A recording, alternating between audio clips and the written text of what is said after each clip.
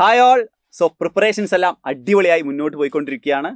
നമ്മൾ എല്ലാ കോൺസെപ്റ്റുകളും കൃത്യമായി പഠിച്ചു കഴിഞ്ഞു, ഒരുപാട് പ്രോബ്ലംസ് വർക്കൗട്ട് ചെയ്തു. പക്ഷെ നമ്മുടെ മാർക്ക് പോകുന്നതിൽ വളരെ പ്രധാനപ്പെട്ട ഒരു പങ്ക് വഹിക്കുന്നത് നമ്മുടെ അശ്രദ്ധയാണ്. ഓരോ ക്വസ്റ്റ്യനെയും കൃത്യമായി വരികൾക്കിടയിലൂടെ കൃത്യമായി വായിച്ച് മനസ്സിലാക്കിയിട്ട് വേണം ക്വസ്റ്റ്യൻ പരീക്ഷയ്ക്ക് അപ്പയർ ചെയ്യാൻ വേണ്ടിയിട്ട്. സോ നമുക്ക് കുറച്ച് ക്വസ്റ്റ്യൻസ് നോക്കാം. ഈ ക്വസ്റ്റ്യൻസിന് ആൻസർ നിങ്ങൾ കൃത്യമായിട്ട് ചെയ്യുന്നുണ്ടെങ്കിൽ നിങ്ങൾ സൂപ്പറായിട്ടാണ്, കറക്റ്റായിട്ടുള്ള വഴിയിലൂടെയാണ് പോകുന്നത്. നിങ്ങൾ ആൻസർ തെറ്റിപ്പോയിട്ടുണ്ടെങ്കിൽ കൃത്യമായി ശ്രദ്ധിക്കണം, ക്വസ്റ്റ്യൻസ് വായിക്കണം. ആദ്യത്തെ ക്വസ്റ്റ്യൻ എങ്ങനെയാണ്, ഒന്ന് പോസ് ചെയ്തൊരു ക്വസ്റ്റ്യൻ ഒന്ന് വായിച്ച് നോക്കിയ മക്കളെ. ക്വസ്റ്റ്യൻ എന്താണ് പറഞ്ഞത്?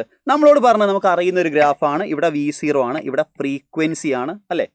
നമുക്ക് ഈ ഗ്രാഫിനെ കുറിച്ച് പരിചയമുണ്ട്. ഫസ്റ്റ് എലമെന്റ് വന്നാൽ ക്യൂ നിർത്താൽ ക്യൂവിൻ്റെ ത്രഷോൾഡ് ഫ്രീക്വൻസിൻ്റെ വാല്യൂ 0.1 ആണ്. ത്രഷോൾഡ് ഫ്രീക്വൻസി എത്തുന്നവരെ എന്തില്ല, ഫോട്ടോ ഇലക്ട്രിക് എമിഷൻ ഇല്ല. അതിനുശേഷമാണ് ഫോട്ടോ ഇലക്ട്രിക് എമിഷൻ നടക്കുന്നത്. ഈ ഗ്രാഫിൻ്റെ സ്ലോപ്പ് എല്ലാ ഗ്രാഫിനും സെയിം ആയിരിക്കും. ഈ കാര്യങ്ങളൊക്കെ നമുക്കറിയാം അല്ലേ. പി എടുത്ത് നോക്കുകയാണെങ്കിൽ ഇതിൻ്റെ ത്രഷോൾഡ് ഫ്രീക്വൻസി 0.1 ആണ്, ഇതിൻ്റെ ത്രഷോൾഡ് ഫ്രീക്വൻസി 1 ആണ് എന്നൊക്കെ നമുക്കറിയാം. പക്ഷേ ക്വസ്റ്റ്യൻ നമ്മളോട് ചോദിച്ച് സ്മോളർ വരെ നമ്മൾ കാണും, ത്രഷോൾഡ് നിന്നും കാണും. പിന്നെ നമ്മളാണ് വിചാരിക്കും അതെന്താ, ത്രഷോൾഡ് ഫ്രീക്വൻസിയാണ് ചോദിച്ചത്. പക്ഷേ ക്വസ്റ്റ്യൻ ചോദിച്ചത് അതല്ല, ത്രഷോൾഡ് വേവ് ലെങ്ത് ആണ്. അപ്പോൾ ആരാണ് ആൻസർ? ആരുടെ ഫ്രീക്വൻസി ആണോ കുറവ് അയാളുടെ വേവ് ലെങ്ത് ആയിരിക്കും കൂടുതൽ, ശരിയല്ലേ? സോ ആരുടെ ഫ്രീക്വൻസിയാണ് കുറവ്? പിയുടെ ഫ്രീക്വൻസി കുറവാണ്, അതിൻ്റെ വേവ് ലെങ്ത് കൂടുതലാണ്. ക്വസ്റ്റ്യൻ ചോദിച്ചത് സ്മോളർ ത്രഷോൾഡ് വേവ് ലെങ്ത് ആണ്. സോ ഫ്രീക്വൻസി കൂടിയ ക്യൂവിനാണ് സ്മോളർ വേവ് ലെങ്ത്. നിങ്ങൾ ശരിയാക്കിയിരുന്നോ? സോ കൃത്യമായി നോക്കണം. അടുത്തൊരു ക്വസ്റ്റ്യൻ നോക്കാം മക്കളെ. ദാ നോക്കിക്കേ ക്വസ്റ്റ്യൻ ഇങ്ങനെയാണ്. നമ്മുടെ റേ ഓപ്റ്റിക്സിലെ ഒരു ക്വസ്റ്റ്യൻ, സിമ്പിൾ ആയിട്ടുള്ള ക്വസ്റ്റ്യൻ ആണ്, വളരെ സിമ്പിൾ ആയിട്ടുള്ള ക്വസ്റ്റ്യൻ. 2024 എക്സാമിന് അവസാനത്തെ സെക്ഷനിൽ നമ്മുടെ കേസ് സ്റ്റഡി ക്വസ്റ്റ്യൻ വന്നൊരു ക്വസ്റ്റ്യൻ ആണ്. ഓക്കെ, അപ്പോൾ ക്വസ്റ്റ്യനിൽ പറഞ്ഞ കാര്യം കോൺവെക്സ് ലെൻസ് ഉണ്ട്, ഫോക്കൽ ലെങ്ത് 60 ആണ്, 20 ആണ്, കോമ്പിനേഷൻ്റെ പവറാണ് ചോദിച്ചത്. ഓക്കെ, സോ നമുക്കറിയാം 1/f is equal to 1/f1 plus 1/f2. വളരെ മനോഹരമായി നമ്മൾ ചെയ്യും. 1/60 plus 1/20, കുഴപ്പമില്ല. 1/60 plus 3/60, ആൻസർ ഈസ് 4/60. ഒന്നുകൂടി അഡ്വാൻസ് ആയിട്ട് 1/15 എഴുതും. ആദ്യത്തെ സ്റ്റെപ്പിൽ 1/15 കിട്ടി, ആദ്യം ചാടിക്കയറും ചില ആളുകൾ. തെറ്റിപ്പോയില്ലേ? 1/f അല്ലേ. ചില ആൾക്ക് ഒന്നുകൂടി അഡ്വാൻസ് ചിന്തിക്കും, 1/f is equal to 1/15. അപ്പോൾ ആൻസർ അതിൻ്റെ റെസിപ്രോക്കൽ 15. അതും തെറ്റല്ലേ. നമ്മളോട് ചോദിച്ച കാര്യം പവറാണ്. പവർ കിട്ടണമെങ്കിൽ 1/f, എഫ് എന്തിലാകണം? മീറ്ററിലാകണം അല്ലേ. അപ്പോൾ ഈ പറഞ്ഞ 15 സെൻറ്റിമീറ്ററിന് എന്താക്കണം? മീറ്ററിലാക്കണം. അല്ലെങ്കിൽ നമുക്ക് 100 / 15 ചെയ്യണം അല്ലേ. പവർ കിട്ടണമെങ്കിൽ 100/f where f is in centimetre. അപ്പോൾ ആൻസർ ചെയ്ത് വരും 6.6D വരും. ശരിയാക്കിയിരുന്നോ നിങ്ങൾ? ശരിയാക്കണം. സോ കാര്യങ്ങൾ ശ്രദ്ധിക്കണം, ക്വസ്റ്റ്യൻസ് കൃത്യമായിട്ട് തന്നെ വായിക്കണം, യൂണിറ്റ്സ് നോക്കണം. ഓക്കെ, അടുത്തൊരു ക്വസ്റ്റ്യൻ നോക്കാം. അടുത്ത ക്വസ്റ്റ്യൻ ന്യൂക്ലിയർ എന്ന് പറഞ്ഞ ചാപ്റ്ററിലെ ക്വസ്റ്റ്യൻ ആണ്. ക്വസ്റ്റ്യൻ ശ്രദ്ധിക്കുക. നമ്മളോട് ചോദിച്ചത് സ്റ്റേറ്റ്മെൻറ്റ് ഈസ് നോട്ട് ടു. ആ കാര്യം പ്രത്യേകം ശ്രദ്ധിക്കണം. ചിലപ്പോൾ ക്വസ്റ്റ്യൻ പേപ്പറിൽ നോട്ട് എന്നുള്ള കാര്യം കുറച്ചൊന്ന് ബോൾഡാക്കി ഇതൊക്കെ തരും. ഇനി തന്നിട്ടില്ലെങ്കിൽ തന്നെ നോട്ടാണ് ചോദിച്ചുള്ള കാര്യം പ്രത്യേകമായി ശ്രദ്ധിക്കണം.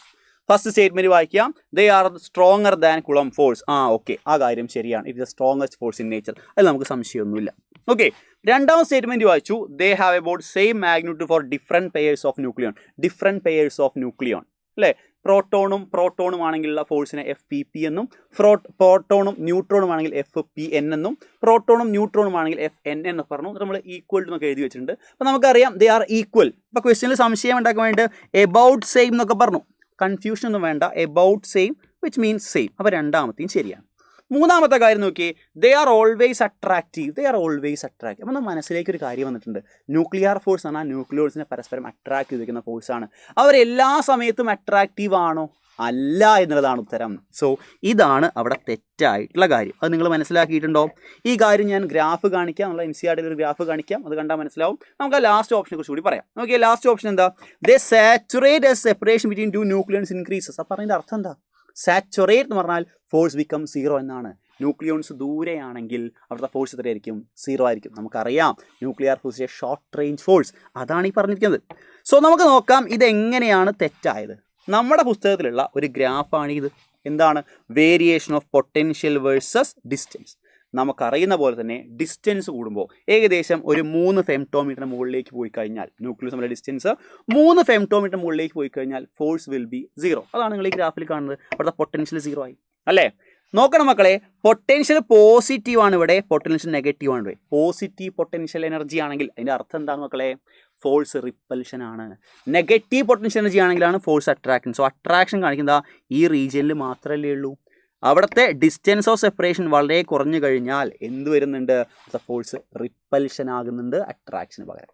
മനസ്സിലാക്കി വെക്കുക. ഓക്കെ, ആ കാര്യം ഒന്ന് വ്യക്തമായിട്ട് മനസ്സിലാക്കി വെക്കണം. സോ ഈ ഫോഴ്സ് എന്തല്ല, nuclear force is not always attract. അപ്പോൾ ക്വസ്റ്റ്യൻ കൃത്യമായിട്ട് മനസ്സിലാക്കണം. അതുപോലെ തന്നെ കോൺസെപ്റ്റുകളെ വ്യക്തമായി മനസ്സിലാക്കിയാൽ നമുക്ക് ഒരു മാർക്കും പോകില്ല. See you guys, all the very best.